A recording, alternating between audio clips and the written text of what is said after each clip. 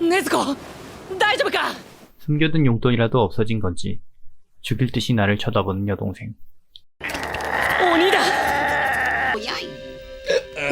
찬다. 길 가는 어르신을 붙잡고 씨름을 하자고 하는 거구의 사내. 아, 영감, 씨름이나 한번 합시다. 뭐 씨름이라고? 나 원 이런 해괴한 일이 있나? 이놈이 하는 말 뽐새가 미친놈이 틀림없.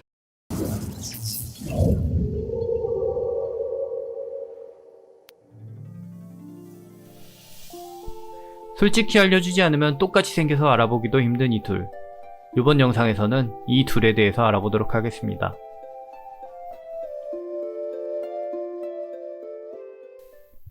이 영상을 시작하기 전 주변 사람들에게 도깨비 하면 뭐가 떠오르냐고 물어본 적이 있습니다. 어떤 대답이 가장 많았을까요? 꼬비꼬비, 신비아파트, 뚝딱이, 화투, 별의별 게 다 나오더라고요. 하지만 역시 가장 많이 나온 대답은 연예인 공유씨였습니다. 2016년에 방영했던 드라마의 제목 쓸쓸하고 찬란하신 도깨비.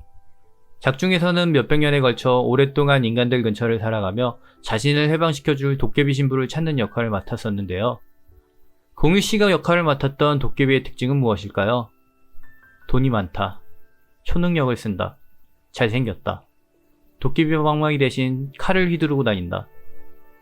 이렇게 보면 우리가 어렸을 때 동화책에서 보던 도깨비랑은 어딘가 좀 많이 다른 것 같기도 합니다. 과연 우리 선조들의 기록 속에 나오는 도깨비들의 모습은 어땠을까요?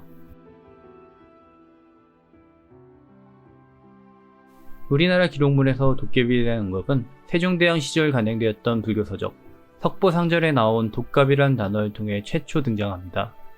독갑이에게 청하여 목숨을 길게 하고자 하다 유사스러운 믿음으로 곧 횡사하여 지옥에 들어가 나올 수 없으니 이를 첫 횡사라고 한다.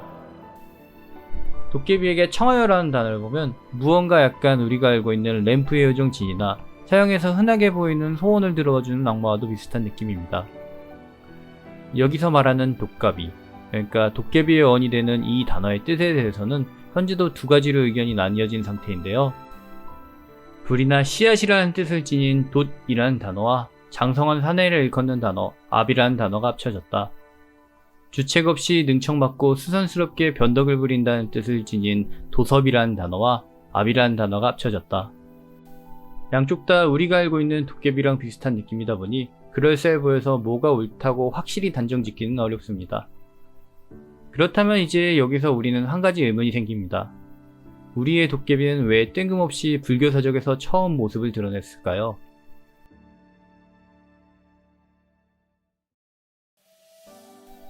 불교는 인도에서 발생된 종교로 중국을 거쳐 삼국시대 즈음에 우리나라로 들어오게 된 종교입니다.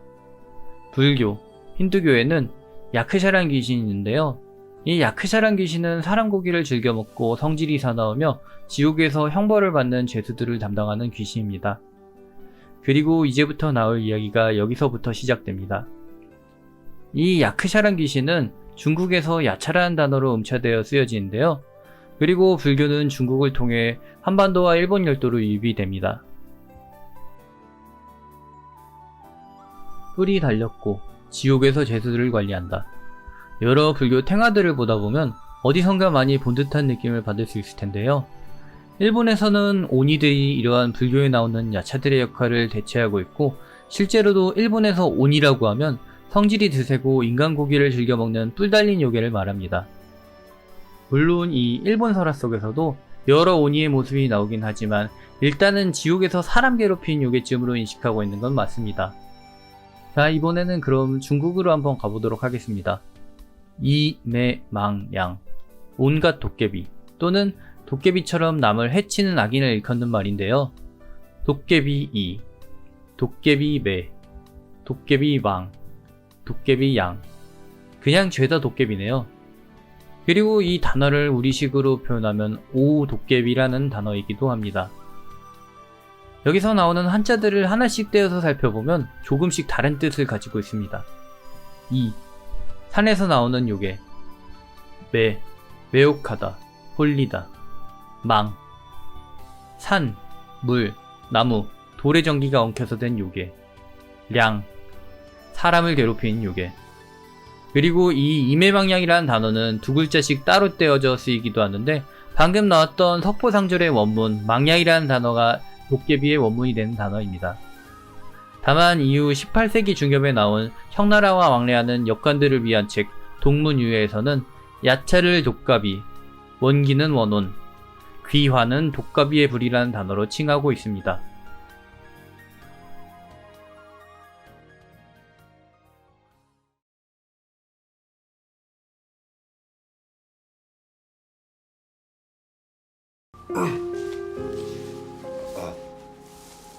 길이 어긋났을 게야. 내가 이리 살아있어서. 붙었다고요? 감사합니다. 회사에서 제공하는 주택입니다. 저한테요? 네, 면접을 잘 보셔서. 회사에서 제공하는 차량입니다. 저한테요? 네, 면접을 너무 잘 보셔서. 5월 초하루에 태어날 사내아이의 이름입니다. 대대손손 세상을 밝히는 큰 사람이 될 겁니다. 제 아이가요? 네, 나 원 이런 해괴한 일이 있나? 이놈이 하는 말 뽐새가 미친놈이 틀림없. 우리 역사에 있어서 도깨비란 존재는 어떤 존재를 말하는 것이었을까요? 밤길을 거닐다 만난 거구의 사내, 수상한 남자. 뭐 여러 얘기가 나오긴 합니다만 머리를 식히기 위해 조선시대 전 기록되어 있는 우리가 아는 이야기를 하나 들어보도록 하겠습니다. 신라시대에 한 형제가 살았는데 형인 방이는 몹시 가난해서 구걸을 하며 살았으며 동생은 부자였습니다. 어느 날 방이는 동생에게 곡식종자를 구걸했는데 성질이 포악한 동생은 곡식종자를 삶아서 형에게 줍니다. 삶은 곡식에서 싹이 난리가 만무한 터. 딱 한 줄기만 싹이 나는데 그래도 방에는 열심히 싹을 가꿉니다. 그러던 어느 날 참새 한 마리가 날아와 싹을 물고 산속으로 도망가자 방에는 그 참새를 쫓아 산속 깊이 들어갑니다. 산속을 헤매던 방에는 해가 저물어 어느 돌 옆에 머무르게 되는데 어느 순간 붉은 옷을 입은 아이들이 나타나 금방망이로 돌을 두드리니 원하는 대로 음식이 나오는 광경이 펼쳐집니다. 아이들은 이를 먹으며 놀다가 날이 밝자 방망이를 돌 사이에 끼워두고 헤어집니다. 그리고 당연히 방이는 그 금방망이를 주워와 동생보다 더 큰 부자가 됩니다. 물론 이 이야기가 여기서 끝이었으면 좋겠지만 역시나 우리의 동생, 형을 보고 배가 아파 형처럼 똑같이 했다가 아이들에게 걸려 코가 길게 뽑혀 죽지만 않고 돌아오게 되는 것으로 이 이야기는 끝이 나게 됩니다. 이 이야기는 우리가 흔히 알고 있는 도깨비 방망이가 우리 역사에 처음으로 등장하는 이야기인데요. 그 밖에도 비영랑 성화의 경우 주인공이 도깨비는 아니지만 도깨비를 하수로 부리는 비영랑이라는 인물과 길다리라는 도깨비가 등장합니다. 그 밖에도 여러 기록들이 있으나 하나하나 다 풀면 영상이 길어지니 나중에 다시 다뤄보도록 하겠습니다. 그렇다면 이쪽은 그냥 학자분들에게 맡겨놓기로 하고 여러 책, 구전 민담, 전승 등을 보면서 알게 된 부분에 대해 정리를 한번 하도록 하겠습니다.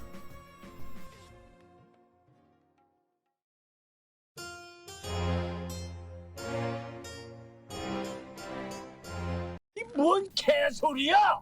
라는 소리가 튀어나오겠지만 너무 일본의 오니와 우리의 도깨비를 구분하기 위해 애써 눈을 감고 있을 필요는 없습니다.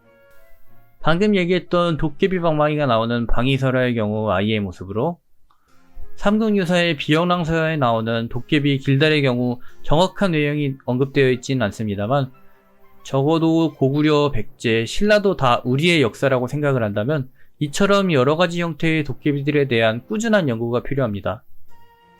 한글이 없던 시대의 경우 독각기로도 표기를 했는데 이 경우 야차처럼 음차를 한 건지 아니면 다리가 하나 달린 귀신을 얘기한 건지도 정확하게 알 방법이 없습니다. 다만 중국 요괴 중에 산설한 요괴가 있는데 이 요괴는 외다리로 콩콩 뛰어다니며 사람들에게 밭과 곡식 등을 제공하고 같이 농사를 짓는데 화를 나게 하면 역병에 걸리게도 하는 인과응보가 확실한 요괴입니다. 약간 우리의 도깨비와도 비슷한 성격을 가진 면도 있으니 이 부분에 대해서도 연구가 이루어져야 할 것 같습니다. 한 가지 확실하게 말을 할 수 있는 부분은 우리가 도깨비 방망이라고 알고 있는 이 가시 달린 방망이는 일본에서 쓰이는 테츠보 또는 카나보라고 불리는 철퇴의 한 종류인데요. 방위설화에 나오는 방망이의 경우 금방망이라고만 쓰여 있을 뿐이니 빨래 방망이나 육모 방망이처럼 맨둥맨둥한 방망이가 우리의 도깨비 방망이가 맞지 않나 싶습니다.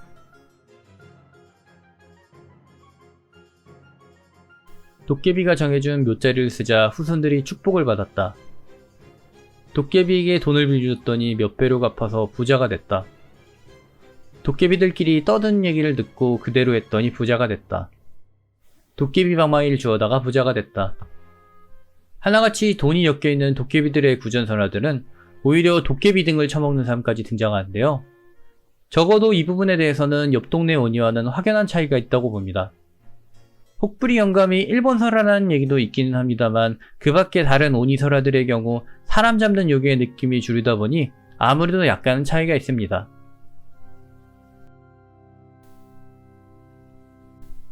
전라도 진도 순창 쪽에서는 질병을 퍼뜨리는 역신 도깨비를 위한 도깨비 구슬, 어느 해안 지방에서는 풍어제를 위한 도깨비 고사를, 남도 일부 지방에서는 도깨비불로 화재를 막기 위한 도깨비제를 지내는데요. 하나의 공통점이 있다면 그만 좀 깽판 놓고 잘 좀 보살펴달라며 메밀, 수수범벅, 술 등을 바친 제사입니다. 다만 여기서 여성분들만 제를 지내거나 여성분들은 참여를 하면 안 되는 기출변형이 존재하는데요. 이것과 관련되어 도깨비들은 술, 메밀, 여자를 좋아한다는 공통분모를 유추해낼 수도 있습니다. 끝으로 일본에 있는 오니들의 경우에도 사람 잡는 귀신이 아니라 칼을 들고 게으른 사람들만 혼내주는 나마게라는 기출변형이 있어서 무조건 사람 잡는 이미지만 있는 건 아닙니다.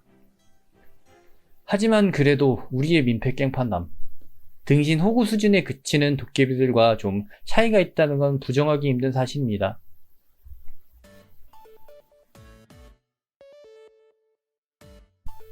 한국의 도깨비, 일본의 오니, 충분히 같은 것 같으면서도 다른 이들. 하지만 여러 매체에서 등장하는 빈도수는 오니가 압도적으로 많은데요. 당장 옆 사람에게 물어봤을 때 오니가 뭐냐고 하면 뿔 달리고 방망이 든 일본 귀신이라고 얘기는 하지만 도깨비가 뭐냐고 물어보면 정확하게 답을 못한 게 우리의 현실입니다. 우리의 도깨비, 시대별로 약간 생김새가 달라질 수는 있겠지만 뭐가 도깨비고 뭐가 도깨비가 아닌지, 아니면 그 모든 것들이 요괴라는 범주처럼 다 도깨비라는 집단군에서 갈라져 나온 존재들인지 조금 더 깊게 연구를 해봐야 할 것 같습니다.